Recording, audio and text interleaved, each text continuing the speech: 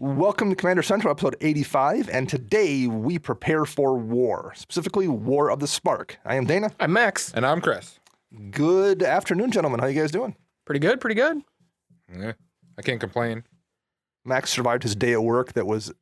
You messaged me like 3 times, like, I'm in another meeting. At one point, you're like, please come kill me. I can't handle this meeting. 6 hours of meetings that were scheduled, and some I never threw on my calendar because it was some guy called me, and then 45 minutes later, we got done talking. Yeah, I don't want to deal with that. I had 2 long ones today, and that was enough. Your day sounded miserable. And you didn't get to play Magic this week. It's been a month. But you did get to go to a hockey game. I did go see my Ducks kick the crap out of the Minnesota Wild. I love that. And you got to, and you won the headline. I did. You submitted a headline to them. Was it on Twitter or on their webpage? I did it on Twitter. They do like a contest every time they win, and you can use their hashtag, and then they pick one, and they chose mine. Nice. So it was on their main website, like from the game you went to. From the game I went to. All right, that was very cool. So you missed and haven't played for a month, basically. And Chris wasn't at the shop either this week. Nope. Where were you at? Home. Where were you at? I have to work this entire weekend at the shop, so I stayed That's right, home. because everybody else has gone to GP Cleveland. Yep. Or Magic Fest Cleveland, I guess it would be. Same thing. Yeah, right. So I played for my first EDH night in several weeks. So I'll do a little reporting here. I played multiple Teysa Karlov decks, I think 3, if not 4 different decks. She's effective every single time. One game I just got dumpstered by repeatedly sacrificing Kokushko and then reanimating it and sacrificing it. I'm like, man, you're just getting domed for 10 at a crack and they're healing for 30 every time. That's just bad business. Gross. So I got wrecked, at least in one game by Teysa, but she participated in every game, was a pretty good commander in all the decks. I fired up my Teysa Envoy of Ghost deck. Oh man, she's slow. 7 mana is a lot of mana. I thought it was 30 million now. Yeah, it's 7 and it feels like 22. She takes a long time to get out. I did win one game with her, but it wasn't necessarily because of her. So we'll see. That's frustrating to have to pay 7 in a deck without a lot of ramp. But I'll try it a little bit longer. I loaned out my Recce deck to somebody and just got curb stomped by it. So serves you right. Fun to be on the other end of that, right? MVP cards. I put Cream of the Crop in my Recce deck, like literally right before we played, and in that game against me, it came out. For those that don't know, because it's kind of an older card out of Lorwyn block, it's 1 and a green for an enchantment, and it says whenever a creature enters the battlefield under your control, you may look at the top X cards of your library, where X is that creature's power. And if you do, you may put one of those cards in the top of your library and the rest in the bottom in any order. So basically, when a creature ETBs, you can scry the top of your library, however deep you want to go based on the creature's power. My thought process there was, I always wanted to run Abundance to kind of give me some ability to play at the top of my library, particularly to leave a creature there if I'm drawing a card off Recce. But the 4 mana for Abundance, I never wanted to pay. It felt like it was too much. It sucked up a whole turn. So I'm like, well, I'll try Cream of the Crop. It's only 2. You can play it and still do stuff. It did wind up getting annoying. At one point, he cast a big Genesis Wave. He's like, I don't care. and it really didn't matter too much. So I get that because it's ETB, it's not even cast. So he's gonna get 7 triggers if he wanted to do it. But it did really work for that point in the game where you want to play a creature and then make sure you draw a creature to play a creature and keep that chain going, particularly if you have haste. So at least across the field from it worked for what I wanted it to do. So I liked seeing that card, and I got to win a game in my Teysa deck with Heavenly Blade Master, which was in the Commander Precon. It's an angel, it's 5 and a white, so it's a ton of mana, but it has flying and double strike, which is good. And when it ETBs, you may attach any number of auras or equipment you can control to it. So it also buffs rest of your creatures. Other creatures you control get +1/+1 for each aura and equipment attached to Blade Master. But in my case, at one point, Teysa had gotten killed and there was a couple board wipes, but I had 6 pieces of equipment out, including Swiftfoot boots. So I top deck Heavenly Blade Master and just cast it. I put on 3 swords and a Fire Shrieker and Swiftfoot boots, and I just then clocked somebody for 32, just out of the blue. So that card is a really nice backup plan if you're playing a white equipment deck. Mm-hmm. Can't run it with Teysa. Can't win it with Teysa. Has to go into the 99. Right. Got to dig down. See, It's I'm not like versatile. that card costs just as much as Teysa does to Right, cast, though. It's one less, right. But it's a backup plan. And I saw 2 Smothering Tithes again, and they both did work.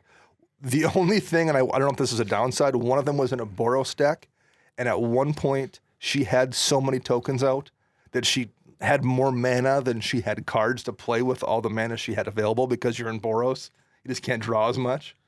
So she was like... Electro dominance, my friend. Right, That should just be in there. right, sure. But like I told her, she's like, I'm just not counting anymore. She like just quit gaining treasure tokens because it wasn't gonna. She had more mana than she could use. But again, that card's doing great work.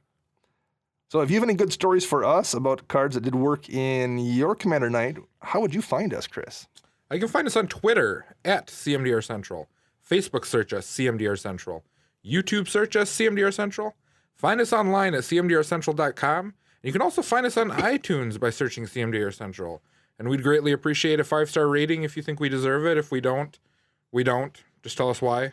Be nice. Don't be mean. We actually got a nice Max linked one to me this week that we got on there.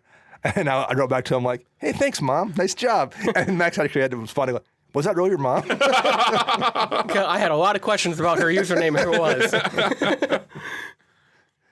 And also, if you want to pick up your own copy of Cream of the Crop or Heavenly Blade Master or Smothering Abomination, how'd you do that? You head over to flipsidegaming.com and use promo code CMDR in all caps to get 10% off all orders, $10 or more. You can also support us on patreon.com. You can by going to patreon.com/CMDR Central, and we have one new patron to announce this week. So we want to say thank you to John Foley for supporting us there. We appreciate that.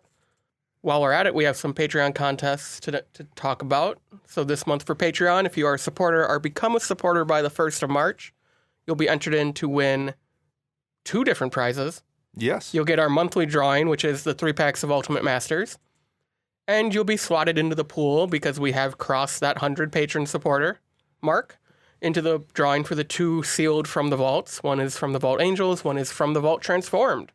And we'll be announcing those winners on the show that airs on March 11th. All right. Very cool. I think we also have... a Twitter contest. Yes, we do. And this is why I need to start going back and playing EDH, because I always forget to tweet it until like 3 days later. Because you usually do it on EDH night. I do. So we are giving away that awesome foil peel altar of Sunforger done by Rafael Garcia. And there'll be one more. This week will be the last chance to enter for that. And then we'll announce that as well on the 11th. Oh, it is the end of February, isn't it? It is wrapping up very quickly.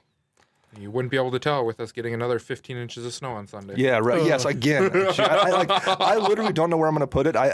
Because we had snow again this week, and to blow up my driveway the way my house is situated, I had to blow snow forward. So I had to blow it twice. I had to push it forward in my driveway and then blow it sideways into my front yard because the backyard, my snow banks are too high. I have nowhere to go with it. So that's where we're at right now. Is I'm double snow blowing just to move the snow into a place where I can put it. Oof. Well, I know Air Gas rents out gas tanks and stuff, and we could just torch it. There we go. That's as if I don't have enough ice back there. Right. And Dana gets another new house. Right, exactly. There we go. I can't move again. I'm done with that. Before we move on, though, I do want to mention, on Facebook, we did just start the Cards We Play Yes. stuff. So since we probably won't be doing the decks we play anymore as a show, I've been doing every week. I'm going to go through one of our decks and post some cool cards, kind of like we would do if we did our own deck tech. Right. Draw, ramp, interesting stuff, all that stuff. So we're going to do that. I'm still trying to figure out the proper schedule just because Facebook analytics are different than Twitter's. So I'm trying to get a good gauge before I really solidify a true schedule. So head over there. Any like or comment would definitely help us out there. Yes, for sure. I think I'm going to give Max my Ramos deck and have him just put up all the guild gates and stuff and just be like, this is how Chris plays the game. This is a guild gate. This is another guild gate. Absolutely, you absolutely should do that. This comes in tapped. This comes in tapped. This comes in tapped and bounces a land. We have a little bit of news that came out this week, too, courtesy of an interview on Hipsters of the Coast with Ian Duke, I believe it was. So we'll go over the kind of the basic things first, and then we'll go over the kind of the splashy thing last. First one was all the cards from War of the Spark will be previewed within the first 3 weeks of April, which isn't really anything we didn't kind of know, but that's the official confirmation on that date there. And then we found out that the Core Set 2020 will be released on July 12th. And previews will, of course, will start for that mid-June. Again, that's nothing too surprising, but it's the first confirmation of the date we've had. And then Commander Precons confirmed for August 23rd, with previews starting in August. So again, we kind of assumed they would probably stay with the same date. It's going to be 4 decks again, so that's really nothing new, but we're getting confirmation on things that we weren't 100% positive about. The one kind of weird thing, and I'm curious about the takes from both of you guys, because this has been out at this point an hour, so we've had a lot of time to talk about it or even really think about it, but as of the Mythic Championship London in April, I think it's the end of April, there will be a new mulligan rule, particularly just for that tournament. So they're testing it out kind of like they did back when they tried out the Vancouver mulligan in Vancouver, I believe it was. And you will now draw 7 cards every time you mulligan, and when you are satisfied, you will put cards back on the bottom of your library for each time you mulligan. So if you mulligan once, you will draw 7 cards for the second mulligan, but you'll put 1 back. If you draw mulligan twice, you'll still draw 7, but you'll put 2 in the bottom of your library, etc. So they're going to test that there, and there's no scry also for that. So they're going to test that there and see how it works, and after that, they will see if they want to implement it elsewhere, and if not, they'll go back to the Vancouver mulligan. What are your thoughts from you guys on how that's going to work, both in general and in Commander? I don't think it'll make a difference in Commander. The Commander kind of worries me more than anything else because, well, number one, I guess this is kind of a corner case. That's great if you're playing Grenzo, get to the bottom of your library. Commander, I feel like it really lets you fish, particularly if you're playing a deck that's like cares about a 1 or 2 card combo. It really lets you dig down for that combo because if you don't care if you're going 5 deep or 4 deep, or 4 or 5 cards, I should say, if you don't care if you're like mulling down to that kind of a hand, if you're getting those combo pieces, I think it makes it a lot easier to find those and then just like win in 2 turns with it. I think the average player isn't doing that. I mean, that's a pretty corner case, but I do think it makes it easier to abuse if you are looking to abuse it. Right. What are your thoughts here, Max? For Commander specifically, it feels like a less busted partial Paris, in my opinion. Okay. Where, you get to see all 7 and then you decide what you don't want to keep versus I want to keep 3 of the 7 and draw 4 new ones. I do have the same worry. I think you're going to see hand sculpting become a sort of a thing again. If someone is wanting to do that, like I think if you're playing with people that are super casual and don't care, it makes so they're not going to get burned. They're like, oh, I'm going to draw it out until I hit 3 lands, and it's going to help them do that consistently. So instead of having to draw down, maybe scry or mull down to 5, they can, on the first mull, if you're going 7 deep, they can probably consistently hit that. Oh, yep, I got 2 lands and a Signet. I'm good to go. I think it's easier for people who are playing, who don't want to abuse it. I think it's a better system, but I think if you are looking for a way to abuse it, it's maybe easier in Commander. Now, I don't know how that applies to other formats. Like, if you're playing Modern, Chris, is it better for you or worse? I really don't know right now. Sure. I was reading a lot about this on Reddit, and a guy did put out a good, interesting point for Modern and Legacy. The amount of fetches that you play, the point is moot. Sure. Because you're going to shuffle it all back in anyways, most of the time. So the bottom of your library portion is irrelevant because you're going to shuffle so soon. Yeah. Now, as for hand sculpting, it's going to be a lot easier for those formats, especially with your graveyard hate or your sideboard hate in general, because the graveyard is just a big thing of hate in Modern. Right. You'll be able to find those pieces easier and hold on to them and then pitch the stuff you don't need. And, I guess technically the way Commander works, it isn't under Wizards' purview. So Sheldon and those guys might come back next week and just say, yeah, we're still using Vancouver for now and we'll deal with it later. I don't know. So I did see a funny cardboard crack comic the other day, speaking of Sheldon, where it showed the 2 people and like, oh, hey, that's Sheldon Menery, or however you pronounce his last name. Yeah. And, oh, yeah, he does Commander. Yeah. And then the other guy's like, F you, Sheldon. And they're like, why would you say that? You know how much money I've spent on Commander? Yeah. Well, you know what? I never thought of blaming Sheldon for that, but I have absolutely spent a ridiculous amount of money on Commander. All right, so we will, I guess, check back and see if there's more information on that comes out, but we'd be interested in hearing your thoughts on that new mull rule, too, even though it might not affect us. I guess we don't know yet, but like I said, this has been like an hour this has been out, so we don't even, not really had time to even really think about it beyond kind of talking out loud right now. I definitely think for Limited, it's going to be amazing. I agree. Yes, you know what? It'll help you from getting screwed in Limited, I think, quite a bit. So that's actually a good point. I hope they don't go to like, this is the mull rule for one thing. That gets confusing if they start doing that. Do the arena thing, like it's banned in this format in arena, but not in that, yeah. So since we're speculating on things, let's do a whole show where we speculate on things, kind of. Pricing?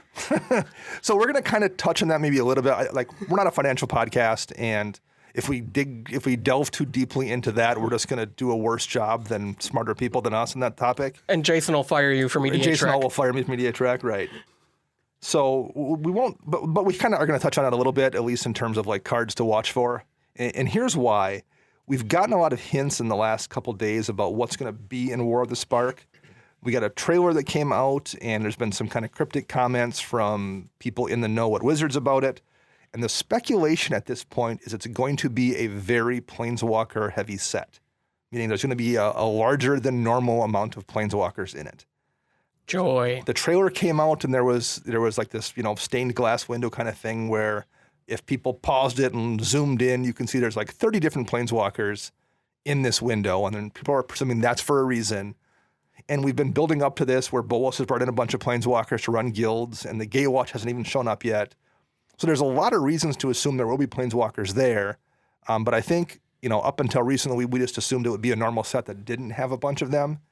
But at this point, we might be changing our minds and thinking that there's going to be this is going to be the equivalent of Dominaria in Legends, where we have a bunch of Planeswalkers. Oofta, for the standard and limited environments, I'm not looking forward to that. Okay, so I have a theory now, first of all. So I'm going to throw this theory out there because this is my operating theory moving forward on the stuff we're going to talk about. So storyline-wise, you have the whole Immortal Sun situation where Bolas has a hold of that. So here's what I think we're going to get. We're going to get a bunch of Planeswalkers that only have one or two abilities, in a lot of cases one, and they're going to be the opposite of Flipwalkers, where the Flipwalkers from Origins came and played as creatures, and they did a thing, and they turned over into a Planeswalker that had a normal suite of abilities. In this case, I think we're going to get a bunch of Planeswalkers that have like one ability or something that flip over into creatures, because that's going to simulate Bolas doing whatever he's doing to either steal sparks or lock their sparks down.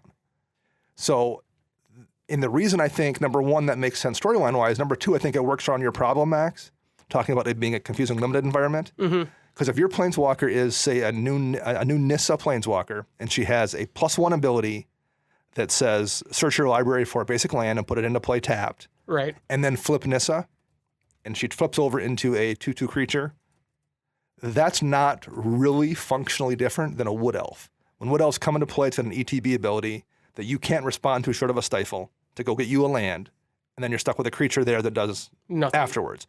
Planeswalkers, you can't respond to that first ability activation short of a Stifle or something. So she comes into play as a Planeswalker, you use her ability, then she flips over into a creature. It's functionally, as far as the game is concerned and as far as the rules are concerned, almost the same exact thing as an ETB on a creature.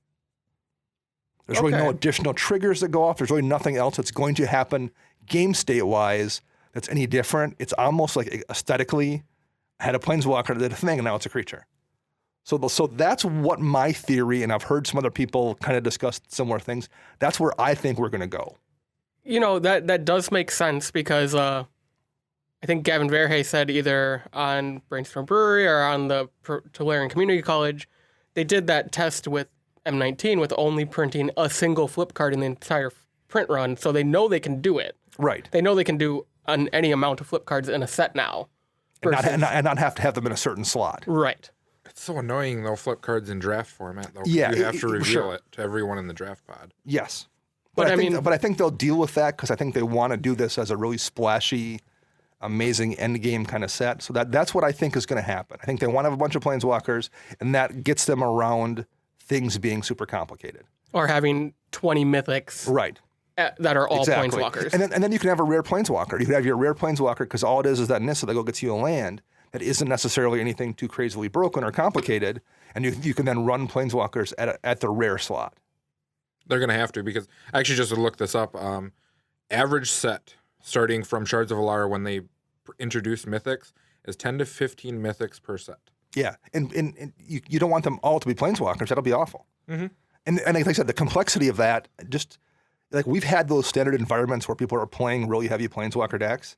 That's miserable trying to deal with removing 6 different Planeswalkers. Well, not to mention, still in standard, you have all the powerful Planeswalkers. You still have Teferi, right? You have Vraska, you have Karn, you have all of them that are still there. If you add a bunch more, unless they throw 6 different variants on Heroes Downfall in there. That's going to be an unfun set. But so anyway, so that's my theory. Maybe I'm wrong. We'll see. But we're going to proceed with this show talking about what you should think about, assuming we actually get a really Planeswalker heavy set, and what that's going to do for EDH in particular is what we're going to look at here. So let's start with looking at what commanders does this really affect.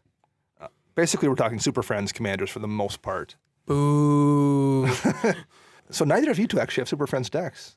I'm the only one who does, and mine barely counts because it's Jero who smiles who with eyes open. It's like the C squad of Super Friends right, decks. Right. There are a bunch of Planeswalkers who don't even care about Planeswalkers who are better Planeswalker commanders than Jero. Reminds me of Deadpool 2 with X-Force. Yes. Jero is the X-Force of Planeswalker commanders, absolutely. But there are a bunch that actually aren't bad. And so the ones I keep thinking of here specifically, I'm like, man, Atraxa isn't a cheap card.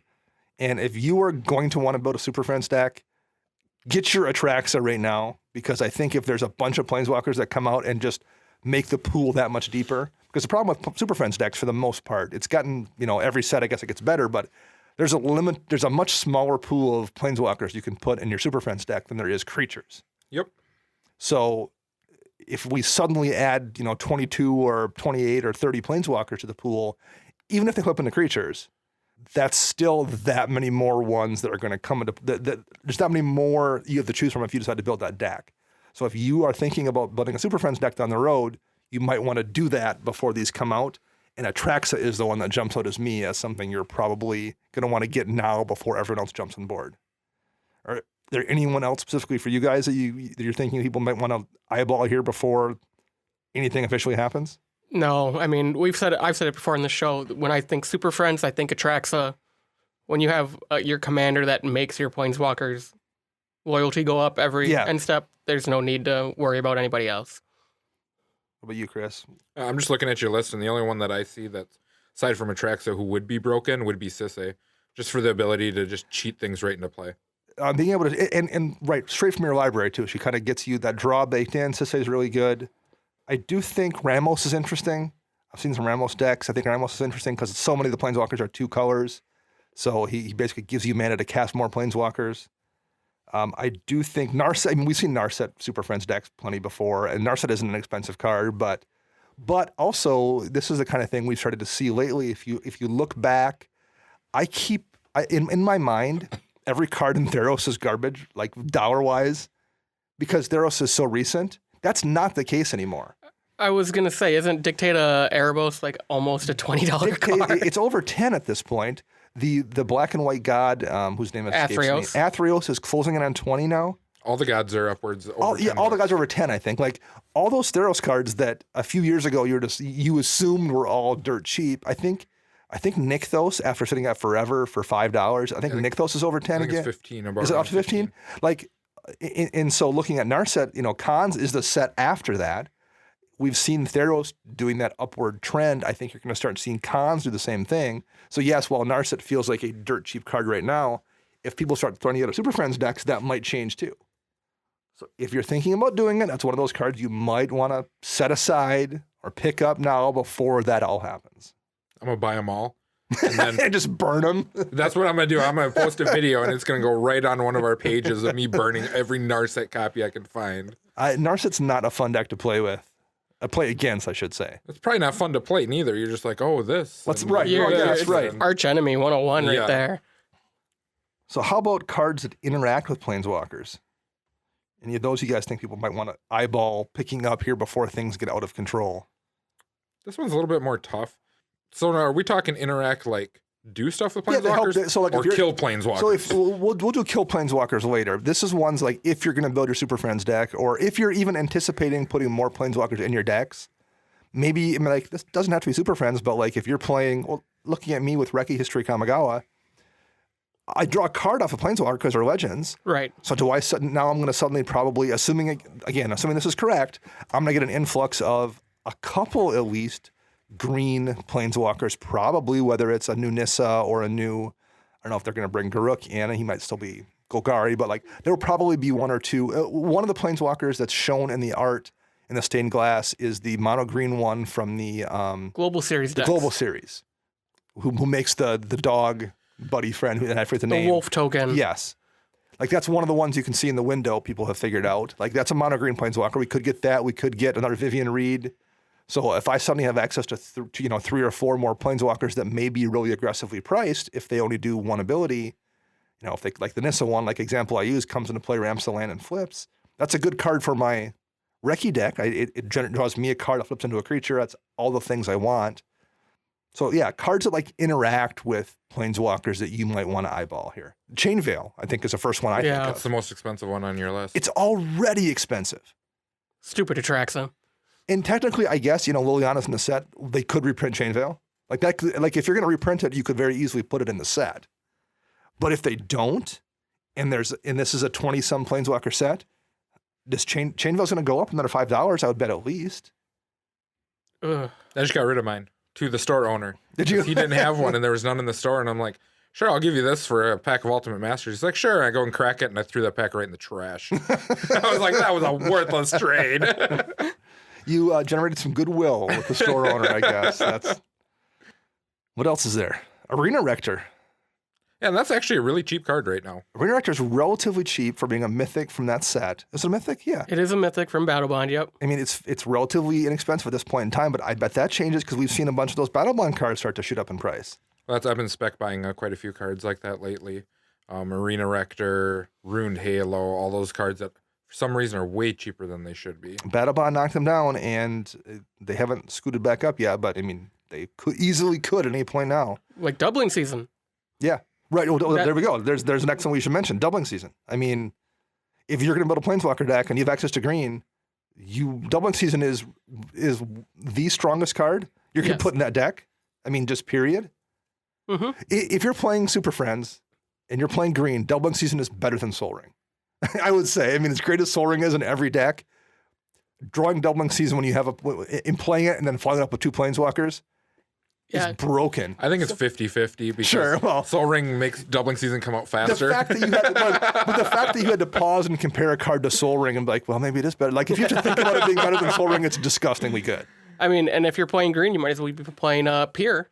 Sure, right. Yeah. Because he does essentially the same thing. That pair of cards started to scoot up in price. Yep. I wonder if it's going to be like the token generating cards, the doubling, Parallel Lives and Anointed Procession, because a lot of Planeswalkers create tokens. And both of those go up in price daily, it feels like. Oh, darn. I have multiples of those. Thalia's Lancers had a promo, I think, that was in. You could buy like at Target with the 3-packs or whatever. But like Thalia's Lancers fetches you any legendary. So it'll get you a legendary creature. It'll get you a Planeswalker. It'll get you, if you want to get one of the legendary sorcery spells, it'll get that. Isn't the Chain Veil legendary? Chain Veil's legendary. Gaia's Cradle's legendary if you happen to have that. Any of your artifact like Sword of the Animist. Yeah, stuff like exactly. Umezawa's Jit. Any of those things that'll go get for you. Yep. No, so again, I'm not like, this isn't a financial podcast. I'm not saying go buy all your Thalia's Lancers, but I'm saying if you think you're going to want to build that deck and you want to play in white, go spend 50 cents on your Thalia's Lancers now instead of spending $1. And it might not even 6 weeks from now. Like the prices might not even go up as much as people might expect. It's going to be actually the quantity of trying to find it. Going into your local shop right now, maybe they've got 3 copies in a binder, and in 6 weeks they might have 0 copies in a binder, which means then you have to order one from somewhere and wait a week longer to get it. So even if it isn't a price issue, it then becomes a convenience or pain in your butt issue. Or you have to trade with someone, and the person who has them that you want to trade with is a financial guru, and he's like, I'm just speccing all these are going to go up, so we're going to have to make a really good trade for you in order to get these off of me. Exactly. That's a very good point. I think all the Oath cards, we've got one for each of the 5 monocolored Gatewatch people, and then there's one for Teferi. Trash except for the Oath of Nissa. Oath of Gideon puts an extra counter on a Planeswalker when it comes into play. That's not terrible. And what does Teferi's do? Teferi essentially is a blink. I think the Oath of Ajani is better than the Oath of Teferi, though. It could be. Well, Oath of Teferi, it comes in and you can do the blink thing, but you can also activate Planeswalker's abilities twice on your turn. That's true, yeah. Yeah, and so, I mean, like, if I was playing Planeswalkers and access to blue and white, I would be playing that for sure. And that's under $1 right now. Mm-hmm. So good. So again, yeah, there's no downside in grab if you think you're going to do it. Get your Oath of Teferi and set it aside, and If it, doesn't go up in price, then okay, you're out 50 cents. And if it does, and you want to build that deck, then you have one there and you save yourself, 50 cents. Or you've not had to do that thing where your shop doesn't have a copy and you have to, try to find one for that deck. So the next thing I would say is cards that have mechanics that interact with Planeswalkers, particularly Proliferate.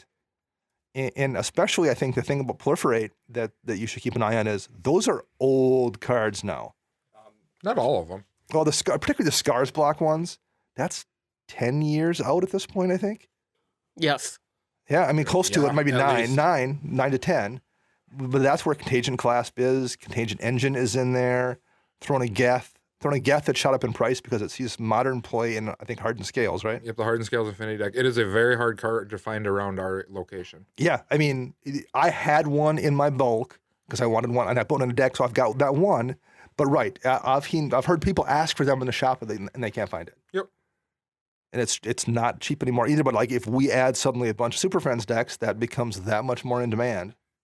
And there's a few that have been reprinted, like Tezzeret's Gambit was in at least one of the master sets. That's the Draw 2 and Proliferate. Proliferate 2. I think it was Modern Masters 2017, I think. So. And it was in a Commander Precon. Okay. But I mean, that's like, if I'm playing blue and I'm playing with either counters or Super Friends, I'm running that. Yep. Draw 2 cards. I mean, basically at that point it becomes 3 mana and lose 2 life, which is what you're paying for Read the Bones. And instead of scrying 2, you're putting an extra counter on all your Planeswalkers that have counters, which they all do, or any of your creatures if you're playing some kind of +1 counter theme. I mean, again, I don't think that's going to be a tough card to find too if people suddenly start chasing those down. Are there any other? I think that's the main mechanic I think that really cares about Planeswalkers, as far as like a mechanic in the game goes. Maybe something that blinks stuff, but that'd be the only other thing because they haven't to reset them. They haven't printed enough things to give like double loyalties or stuff like that, where you can activate it twice or something. But now let's say I'm right, and these are Planeswalkers that come into play as Planeswalkers that turn into creatures, which means you can then Conjurer's Closet it back at the end of turn, back into being a Planeswalker to use that ability again to flip it back over to being a creature. Yep. Again, are you going to be doing that all the time? I don't know, but in my Jeru deck, I'm running Conjurer's Closet just to be able to blink Jeru. That's enough for me in that deck to get extra search your library triggers. Being able to flip over a Planeswalker that I've used the ability on to turn it into a creature and then do it again, I would do that. So if I wasn't already running it, that would be enough to make me run it. Now that's again a relatively cheap card, but Conjurer's Closet, it was. So but in a master set, it was in Innistrad Block originally. I'm looking I don't right even now. remember when because I know there's a reprint of some sort, but I don't remember what it was. We're looking. So it was in Avacyn Restored originally. Okay. There was the Commander 13 Precon, and then it was reprinted in the Commander Anthology. So whatever C13 deck was in Commander Anthology.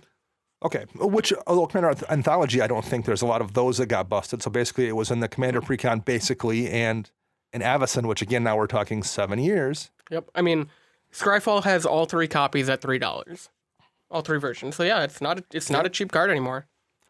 There's a few cards that put loyalty counters on Planeswalkers, and most of those are pretty old. We mentioned Doubling Season, which did get the reprint in Battle Bond, and the price dropped. But what was it? What was it before the reprint? $70 almost? Almost At 80. least. It was most of them were around the $75 to $80 mark. And it's dropped, but it's also started to scoot back up. And if we suddenly get another influx of demand for it, yeah, it looks like Scryfall has the Battle Bond version at about 36. The Modern Masters at 35, and the original one is at 36, but then the Judge promo is in the $60 range. I mean, I would say if everything about War of the Spark, if you buy Doubling Season today and War of the Spark comes out and it has 4 Planeswalkers and there's nothing Planeswalker based in it at all, and this was all just a big hoax, your Doubling Season is still probably worth $2 more just by virtue of being Doubling Season and 6 weeks having passed. It probably has still gone up, even if nothing new has come out, just because it's Doubling Season. Like, that is such a casual all-star and such an all-star in so many EDH decks. You're not going to go wrong picking up one Doubling Season just to be sure. No, it works for many different things that you're going to do. And if something comes out that really puts it in demand, that's going up, again, a gross amount of money. Back to where, maybe not back to where it was, but if 6 weeks from now Doubling Season's up $20 from where it is today, I'm not going to be shocked. Nope, not at all. I'm surprised that actually hasn't bounced back quicker than it. Yeah, I kind of. I mean, it's doubling season. It's like kind of an EDH staple. I know we don't like to use that term, but it's the only format it's really played in. We mentioned Pier, but Deep Glow Skate has had 1 printing. 2. Is it 2 printing? Masters 25. Okay, that's right. That's not a cheap card either. No. It's over $5, I believe, last I checked. And yeah, it's pushing 10. It's just over 7. I mean, that's one. Gilder Bairn, I don't think has had a reprint. That's out of Lorwyn, where you untap to put counters on usually a creature, but the way it's worded, it works with Planeswalkers. Yep. Clock Spinning is an older card from Time Spiral Block. I think it's had 1 reprint, but you can add a counter onto any permanent. Yep. And a Johnny Steadfast, who was in a core set, I believe, that lets you put an additional loyalty counter on all your Planeswalkers. Even in my Zero deck, he is really, really strong if I have a few walkers out. Oh, I bet. If you're playing in a real, actual, serious Super Friends deck that isn't terrible. That's a win con. Yeah, right. Yes, for sure. You being able to surprise people who think, okay, I have 1 turn until that Elspeth emblem happens. Right. And then all of a sudden you drop a Johnny and you can do it that turn, that changes things. Yep. I was mistaken. Deep Glow Skate only has the 1 Commander 16 printing and the Commander Anthology 2 printing. Okay. But yeah, I think I confused it with the Reform. Oh, yeah, yep. Which is a cool card, but doesn't really care about Planeswalkers. Are there any other ones that we're really missing here in terms of like helpful to Planeswalkers? I mean, we didn't really touch on. I hope we missed a lot because I don't need to give people more ideas. Play your Guild Gates, people. Play your Guild Gates. Right, run all the Guild Gates you can. Yep. Eldrazi kill him, so just play Eldrazi too. So how about, well, there's a couple more here things I'll just briefly mention because this card spiked up when we had the Legend rule change. Untadaki, the Cloud Keeper out of Kamigawa block is basically the terrible ancient tomb that only works for Legends. But even as a terrible ancient tomb, it's a good card if you're playing a deck that has enough legendary things in it. I never feel bad seeing it in my Recce deck, and if I'm playing in a deck that has 20 Planeswalkers, that's a second ancient tomb. I would run it in that kind of a Planeswalker deck. Oh, for sure. It plays your commander. It adds 2 mana for your commander and 2 for all of those legends. That's a good card. And the one that also spiked back then and it's kind of dropped back down is Honor-Worn Sheku, also out of Kamigawa. And that's a 3-mana rock that you can tap for a colorless mana. But you can tap a legendary permanent to untap it. So I run into my Zero deck, which means I can basically, if I have any Planeswalker, tap Elspeth to untap it. And the other night I was playing that deck at our shop, and there was at least 1, if not 2 turns where I was getting 5 mana out of it. Because I had 4 Planeswalkers out, and there's no downside to tapping your Elspeth or your Ugin. Like, functionally in the game, that changes nothing for you as a person. It's just free mana tapping things. I was tapping I had Oath of Gideon out. I was tapping Oath of Gideon to it. Oh, yeah. I mean, it's like, it's similar to the like Clock of Omens where you can tap 2 untapped artifacts to tap something. You tap your equipment. Yeah, tap your equipment. If it's legendary, tap your Sword of the Animist. It doesn't affect anything at all for you. So that's one I think if we really get a density of Planeswalkers, people are playing Super Friends decks, keep an eye on Honor-Worn Sheku. So Chris mentioned this, ways to remove Planeswalkers. And I think this is one, even if you don't care about Super Friends decks and you're not going to build one, if people around you start adding more to their decks because of this or start building Super Friends decks, this is where I think you might want to keep an eye on this for your EDH deck as ways to deal with those Planeswalkers. What cards are you guys most interested in as answers here? One of my first ones that came to mind is a card that I haven't had a chance to run yet just because I wasn't sure how good it's going to be, but if we're speculating correctly and there's going to be more Planeswalkers out in the wild after War of the Spark, Hour of Devastation. It's 3 red for a sorcery, and all creatures lose indestructible, deal 5 damage to all those creatures and all Planeswalkers. Except for Bolas. Except for all non-Bolas Planeswalkers, right. Yeah. So, I mean, you're hurting the few creatures you might have or a Planeswalker you might have, but it's like we talked about a couple weeks ago. Sometimes it's okay losing 2 things of yours if you're killing 8 things of your opponents. Right, yes. And even if it isn't completely wiping out a Planeswalker, if you can take that Venser out of alt range and you let the guy next to you finish him off with a haste creature, that's good teamwork. Yeah. Well, speaking of wipes, I mean, Merciless Eviction is already a really good card and it's in plenty of decks. But if you're playing black-white and you don't have Merciless Eviction in your deck, that this is maybe what turns the corner to make you run it, because it can be flexed to exile all Planeswalkers. That's really, really useful if you're suddenly starting to see people, jam 2 more of these new ones into their decks. Again, assuming that's what happens. Or if you're seeing more Super Friends decks, which is what I think is going to occur, that becomes a much better card as well. Similar along that line is Fated Retribution. Yeah, right, yeah. So that's from Barn of the Gods? I think that's the right symbol? Yes. Yeah, it is. Cool. So that's just for 4 triple whites. So it's 7 mana. It's a lot of mana. But it's an instant, and it destroys all creatures and Planeswalkers. And then it essentially has addendum. If it's your turn, scry 2. And similarly, you have Ingaruk's Wake. That's basically Plague Wind, but Plague Wind prevents regeneration. Ingaruk's Wake also destroys Planeswalkers. Yeah. And that's already in a hand of quite a few decks, too. You see an EDH rack, but it becomes that much more useful if you're playing Plague Wind right now and you're like, yeah, I don't know if Ingaruk's Wake is worth switching over because I do see a Thrun, the last troll, on occasion.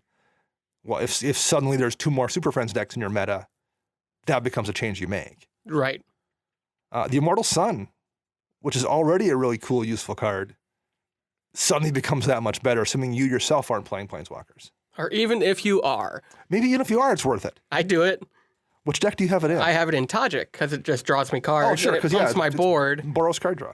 And I only run 3 walkers in that deck, and it's in a real game. It's really rare when I have Immortal Sun and more than 1 walker out at a time. Sure. Goldfishing, I've ran into a few instances where I have all 3 walkers, and like the Immortal Sun is the top card for Experimental Frenzy, so it's like, well, I'm just gonna hose myself now. Right.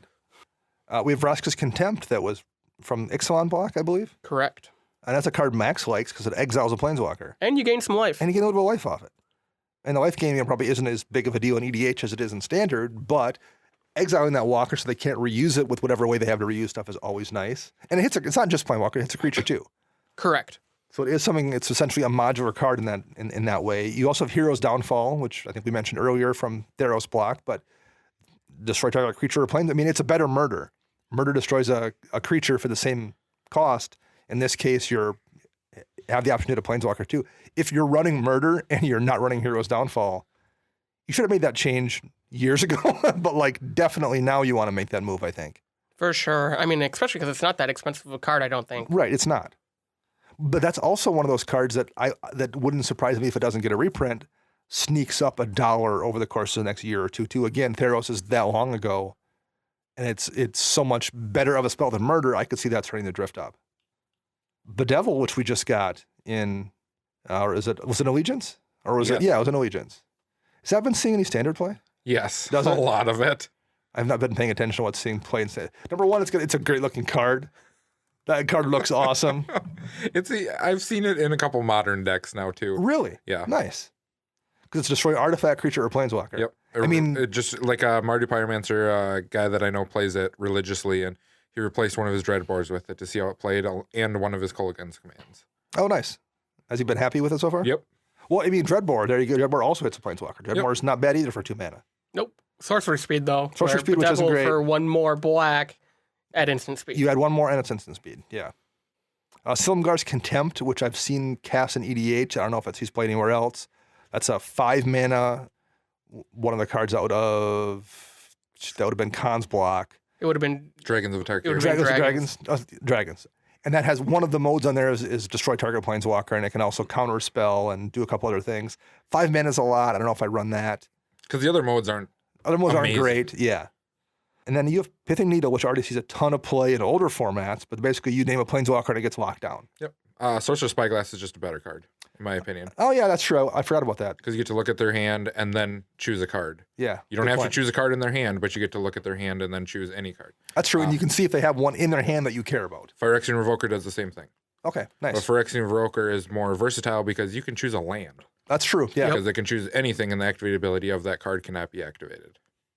shut down that guy's cradle. Yeah, no, that's a good call as well.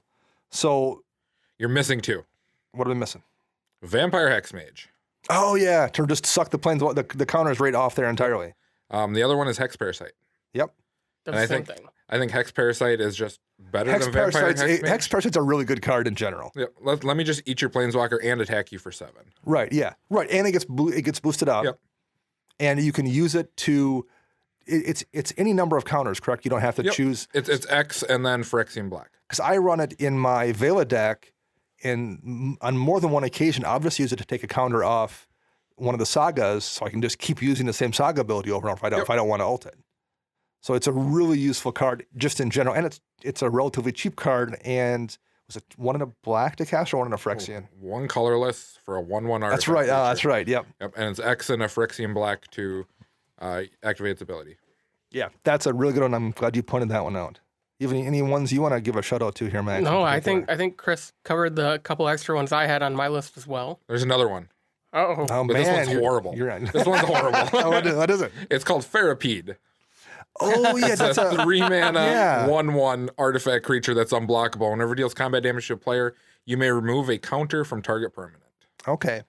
Yeah, I don't know if I would run Ferropede necessarily. That seems like it's not. It's another way It to exists. do It's there, something. right? Sure, yeah. absolutely. Well, and it's also the thing if you're also playing some kind of because it has an effect, right? No, it's just Doesn't affect. unblockable. Okay. If But you're at unblockable, you can do stupid things with an unblockable creature. sure, okay. But it's all in the things like if you are playing it in your deck for whatever reason, it suddenly gives you a tool. Yep. And it's colorless, completely colorless. There's nothing else to it aside from the fact that it's colorless, so it can go in any deck. Okay, nice. Yeah, that's one more option as well. we did miss one.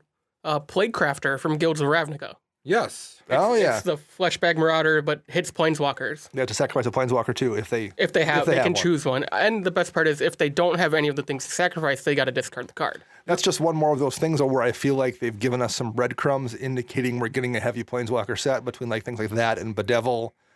And the specific Planeswalker wording kind of makes me feel they're also hinting that we're going that direction. I didn't really think about that until I was looking through. I just typed in Planeswalker on Scryfall to see everything.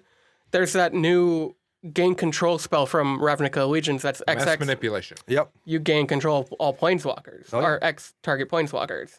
That was really fun during a standard game when I took a Vivian Reed and a jellyfish. I can't even think of the name of it. Hydrocrisis. Yeah. Oh. I'm just like, activate Vivian, attack you with the Crisis. That would feel terrible to lose both those two. Ugh, That's nasty. disgusting. Game's got to end though. Yeah. It does. So would either of you guys, since I'm the only person here with a Planeswalker deck, have either of you ever considered making one? No. Why is that? I mean, I've contemplated it, but in my opinion, I don't like how those games play. They're slow. It's too slow. People, I hate saying this about people, but I think people are too lax when they play Commander, and they just waste time. Planeswalker decks absolutely encourage dirtling for Yes. sure. I mean, our shop owner has a Planeswalker deck. His is It's supposed to be Ramos, but he lost his Ramos somewhere. he got rid of his Ramos. He's playing but it's still 5 colors. It's Joda. He's playing Joda right now, and he's not a dirtily player, No, he plays as fast as possible, but it still takes time. but it's still a dirtily deck. You have to sequence all those abilities on every walker you have bet. on the field, and if you do them in the wrong order, you can completely hose your turn or the next couple turns or even your game. Honestly, that's the best. That's the one thing about my Jeru deck. I have so few Planeswalkers to choose from, and they're so specific. Like all the Gideons are kind of the same Gideon. Elspeths are all very similar. Johnny tends to be kind of similar. There's not I know what I'm going to do. It's not really that complicated. Like the games are different. There's plenty of things to play, but I know I'm making tokens with Elspeth. Gideon's going to be a dude. Johnny's going to either gain me life or buff a creature. Like it's relatively straightforward. I don't have to do a lot of if I sequence this differently, I can still screw it up. And actually, I did this week when I was playing it because I had a Cathar's Crusade out and I had a Panharmonicon out, and I forgot it triggered Twice. the double counters on Cathar's Crusade. I was thinking it just was creatures ETBing. Nope. No. So at one point in time, because I used Elspeth +3 or +1 to make 3 tokens. I used it 2 or 3 times in a row, in different turns, trying to get my tokens big enough to kill people. And by the time I realized that I had done it, I think 3 times, my tokens were like 12 12s and 11 11s, and I didn't quite have enough to kill everybody. I'm like, had I done it right, they're 24 24s or something. I think Panharmonicon reads whenever a creature enters the battlefield, if it causes an ability to trigger, not just double that creature's trigger. ability. Yeah. And I remember that I just hadn't played the deck in so long, and after I caught it, I was like, ugh. So even that deck you can screw up. But like if you're playing in a 5-color Planeswalker deck where you have the choice of every Planeswalker ever printed and you've got a bunch of really diverse ones with weird abilities, you absolutely can like waste 10 minutes just trying to figure out your sequencing. Yeah. Yeah, I'm with Chris. I mean, I've contemplated. I think everybody does at some point. They contemplate building one, whether it's 5 colors, monocolor, 2 color.